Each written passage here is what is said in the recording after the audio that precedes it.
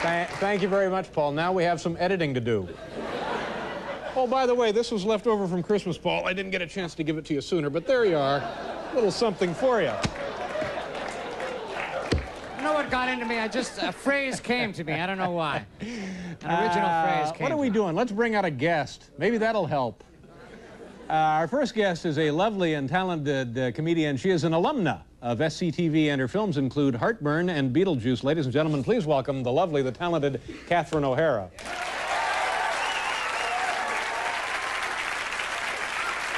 Hi. Nice to see you.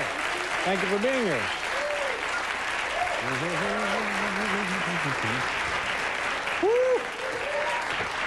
You know, there's one of these cable deals is running SCTV every night at like 10 or 10:30 or something, and I watch it as often. You don't seem pleased about that. Oh, I just made a very bad residual deal. Oh. Well, so I'm not plugging it so hard these days. Oh, I'm sorry, but all I was going to say is, I loved it. is every time I watch it, I'm generally always impressed with how funny those shows were. Thanks. Yeah. That's nice. A lot of funny people. Yourself, Andrea Martin, John Candy. Eugene Levy? Eugene Levy, who I think is just great. Yeah. And Dave Thomas and Rick Moranis. Very and funny. Harold Ramis. Harold Ramis occasionally, yeah. And also the little comedy cartoon deal you and what's his name have? I can't remember. Martin Short. Yeah, Martin Short. Ed Grimley Show. Yeah, that's very funny. The completely mental misadventures of Ed Grimley. Now, how do you and you play cartoon shows and urinating monkeys? The crowd goes crazy for it. Well, you know why that is? No, Paul, don't.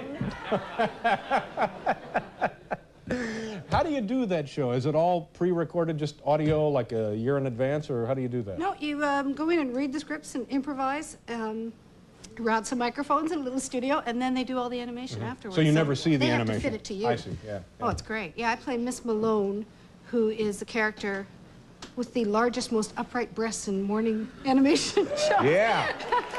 Yeah. And you're kind of like Ed Grimley's fantasy, right? He's in love with me, yes. Yeah. And I'm just a dumb actress. Hello, Eddie. What is the deal on Ed, exactly? What's Ed's problem? Oh. How do you mean? Well, he's... anyway, it's a funny show. I enjoy it. My mom used to ask me, is he odd? Is he odd or odd? Odd. Odd. Did you have a nice New Year's Eve? Yes, I did. Happy New Year. Thank you. Same to you. What did you do? I went to dinner with my boyfriend and four other couples. And Where, then where was this? In L.A. In Los Angeles, yeah. And then we went big back. fancy place? No, kind of casual, kind of hip. Well, sure. Sure. That was nice. And then we went back to Brett's house, Brett Cullen's house. Brett Cullen being your boyfriend? Friends, one friend of the of friends, Bo's. No. Bo's my boyfriend. Gee, like you know them, don't you? All my friends. Went back to Brett's house and danced to Frank Sinatra records. Well, there you go. That sounds pretty good. It was nice. Yeah. Sounds like Had a lot of champagne fun. And Make any resolutions? That's the kind of question they only ask on talk shows, but since that's what we're up to here. What's that about monkeys? I'm not going to try that again. Well, I'll never turn up a dog's eyelids again. I tried that. Have you ever tried that? No, I wouldn't even consider it. Why? I used to turn up my eyelids all the time as a kid. That's a very funny thing to do for your friends and relatives. Can you still do it now? Oh.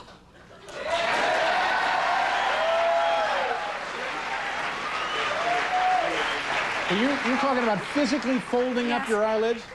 But I swear, I haven't done this for years, and I did it a while ago at a dinner table. And I've never gotten such a reaction. It was like I turned into Elephant Man. All of a sudden, people went, oh! Yeah. Like, really? They were sickened by it, weren't they? Yeah. Well, give it a shot. Just try one. I'm going to hurt myself. And don't any child try this at home. No, of course not. Do you need a straight edge or anything to help fold it up?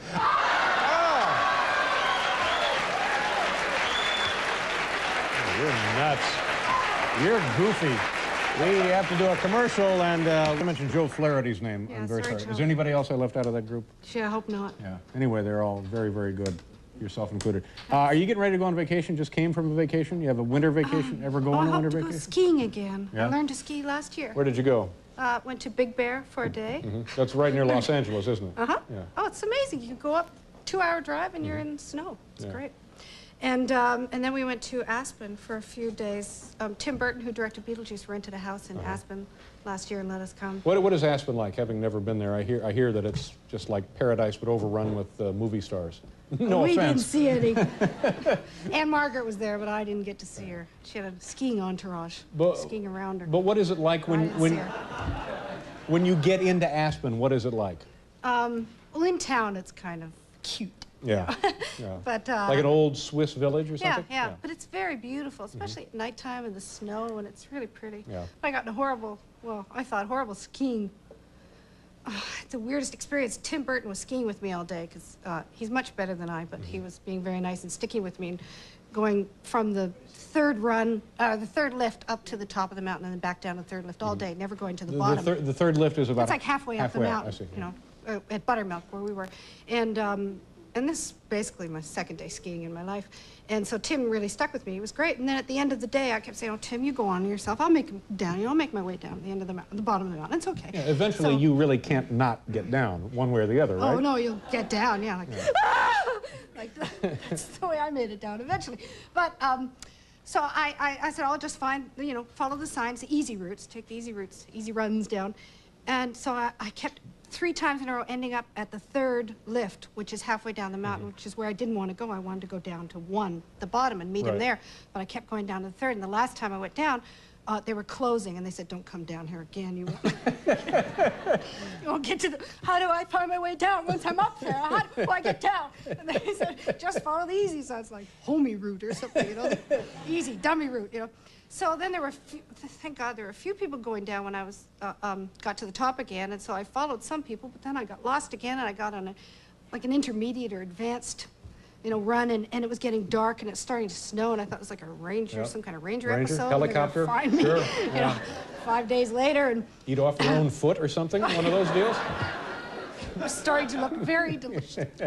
And so I thought, I mean, there are moguls, you know, bumps, and I couldn't see that my body was just like going down, you know, like this, and so I could see there was a run through the trees over there, you know, so an easier looking run to me. I couldn't see much, but I thought, that's it, that's got to be it. You know, I look back up the hill and I see the signs. Yes, I took the wrong one again, so I think I'll just go through the trees here.